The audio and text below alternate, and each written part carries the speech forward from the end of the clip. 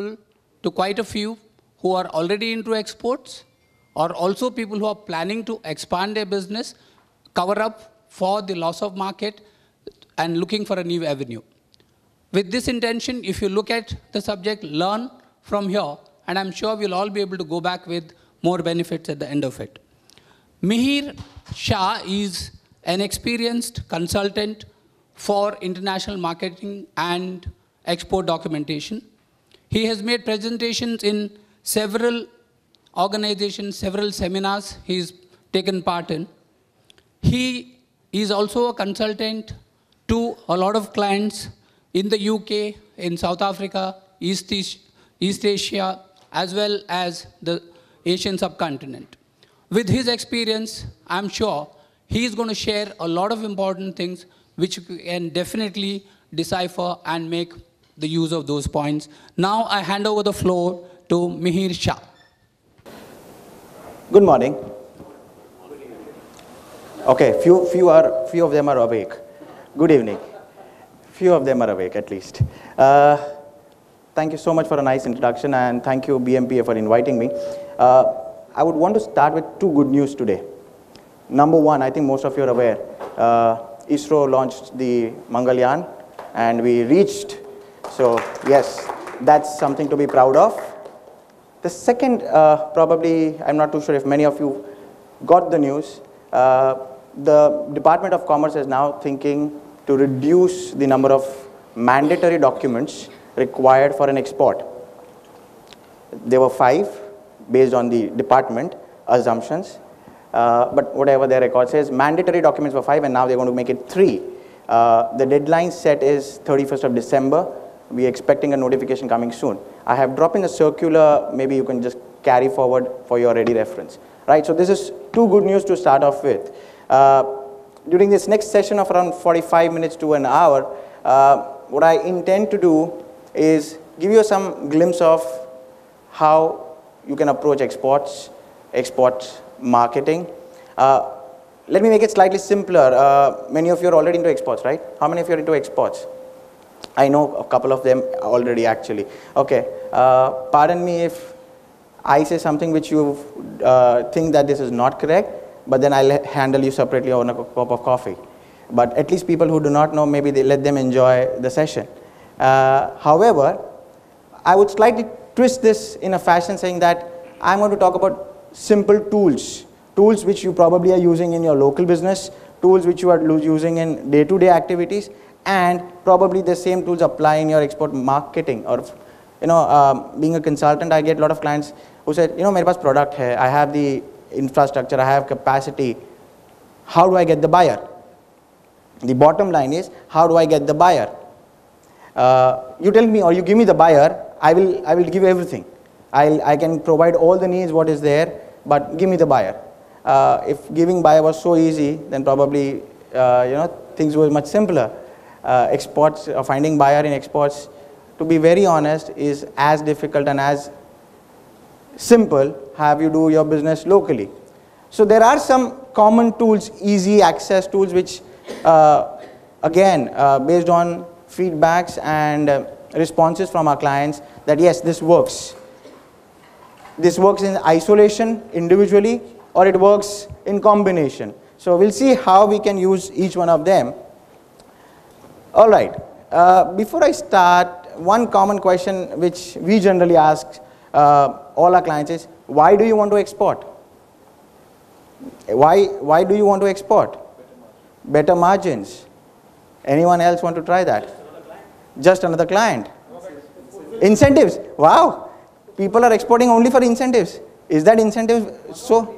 One of the reasons, yes, I'm happy to hear that export incentive is one strong reason that you do exports for. Yes, so we'll come to that as well, that you need to be very, very sure of what all incentives are available and do not miss any one of them, because otherwise your target is going to be slight lesser. Anything else? Particularly to fulfill the EPCG commitments, the machine. All right. Okay, EPCG commitments. Okay. Anything else? Accepted worldwide. Accepted worldwide. Okay. I mean, all these answers are correct. I mean, there's no right or wrong, and each one of you have their own. Someone has, I have a fancy, mera product sab jagah jana chahiye. I have my fancy that I want to export everything, or if I walk into a shop in France and my product should be sold there, that's my fancy. And that's the reason I want to go. Or we have enough capacity which we are unable to fulfill from my local business, and hence I have no other option. If I want to get optimum utilization of my capacity, I have to export. So the reasons can be varied. I could say one reason, or I'm saying that we should be taking one reason further is we will all become so-called as patriotic and contributing to the country, and I'll substantiate that. I don't know if many of you have listened to the Prime Minister's speech or a lecture or interaction with kids on Teachers' Day, and there was this one question which someone asked, how can I contribute to the country? How can I contribute? Do I have to become a soldier? Do I have to become enter politics? And he said, you can do it with every small thing. You can do it by saving electricity. You can do it by saving water. As an exporter, I am doing not by saving foreign exchange, but getting more foreign exchange, because by default we are negative cash deposit. We are always dollar negative. The country is always dollar negative. So in my bit as an exporter, I am going to be a patriotic person by helping get more dollars. Whatever that amount is, whether it is $10, $100 or $1,000 or $1,00,000, if I can get that, and if this from 650 becomes 649, I have contributed to India. So now onwards, think yourself as probably one of a helping hand to Sri Narendra Modi as a Prime Minister. All right. So as an exporter, I look at that as another challenge. Fair enough. Said we want to export, you should export. And the bottom line comes back to the same question. I have the product. Most of you are manufacturers, I believe. Right? Most of you are manufacturers. Most of you are doing very good business in locals. So your product is though established. You are aware about it. However, the challenge lies is how do I get buyers overseas? Right? Do anyone face this challenge? How do I get buyers overseas? You do. Right? Okay, many of you are already exporting still say yes, so I'm happy that the topic is relevant. Okay, the 8 tools.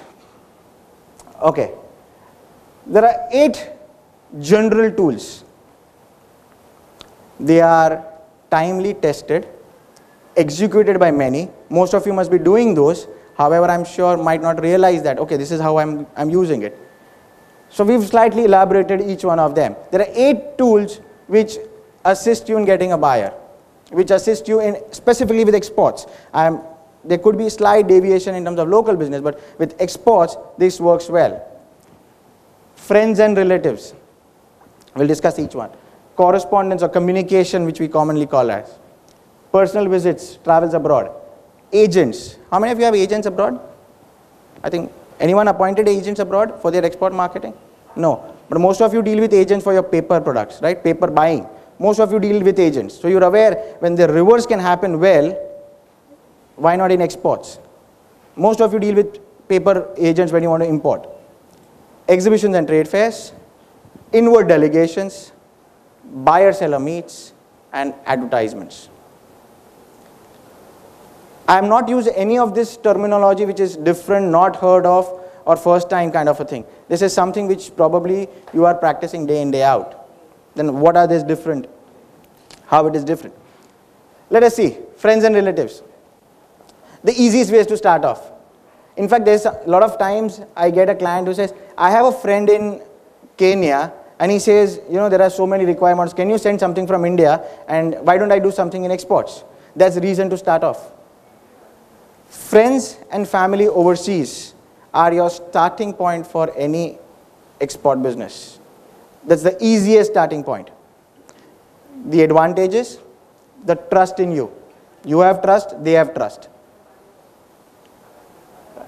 There was a study done somewhere in 2005 and then again in 2008, which says that in USA, 30% of international business happens because of friends and relatives. Friends and relatives contribute directly or indirectly to 30% of US's export, that means import business. And why so? Very simple. 3 outcomes. Let's say, how many of you have friends and relatives abroad? A question. question which is very obvious. They say everyone will have. So the question would be, do you have any friends and relatives who are not abroad? The answer would be probably no, right? We are not using the potential of theirs very, very effectively.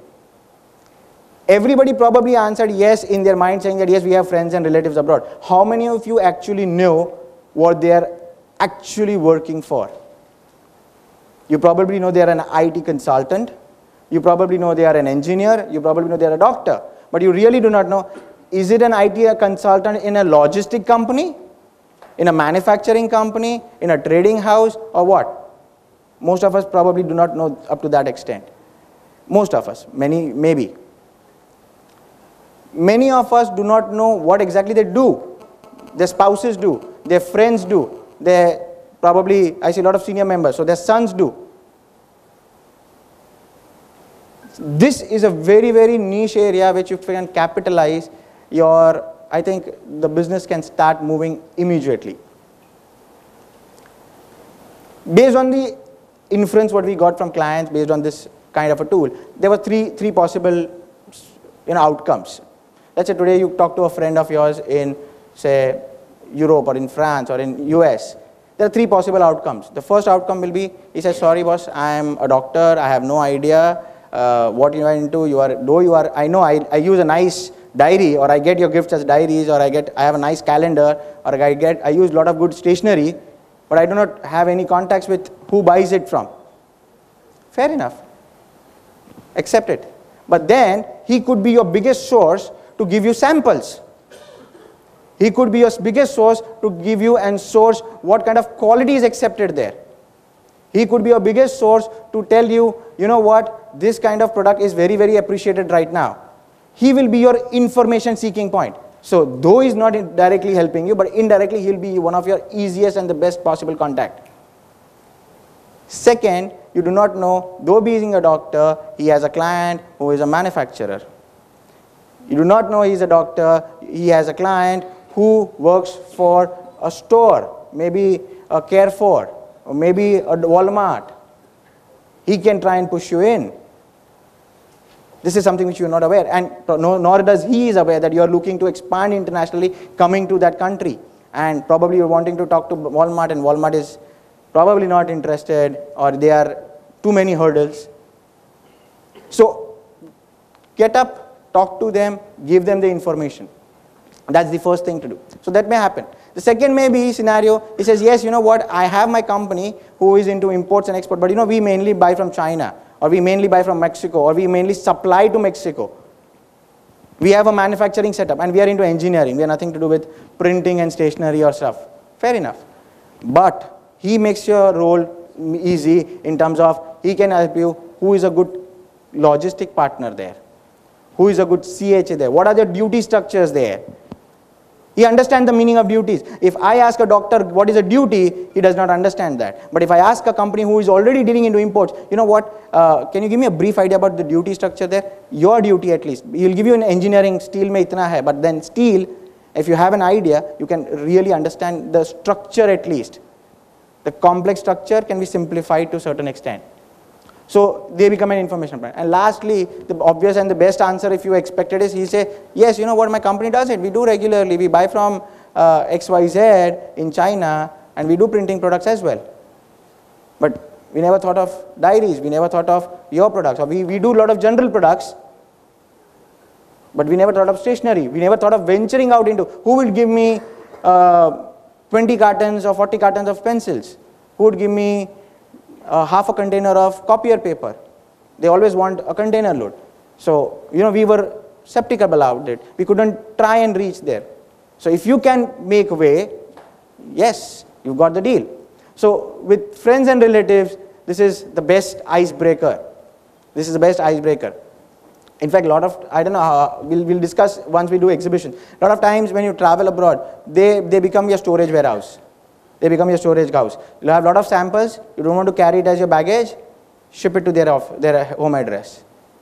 So, they become, and you can keep it back as well. So let's say in case if you want a future, want to send some clients later on few samples, the samples are secure in your friend's house, in your relative's house. It's not with anyone else who is going to copy it or you're going to use it. So you know it's secured. Plus you save on cost later on sending it to someone else. So this is, though very simple, it may sound, but unexpected.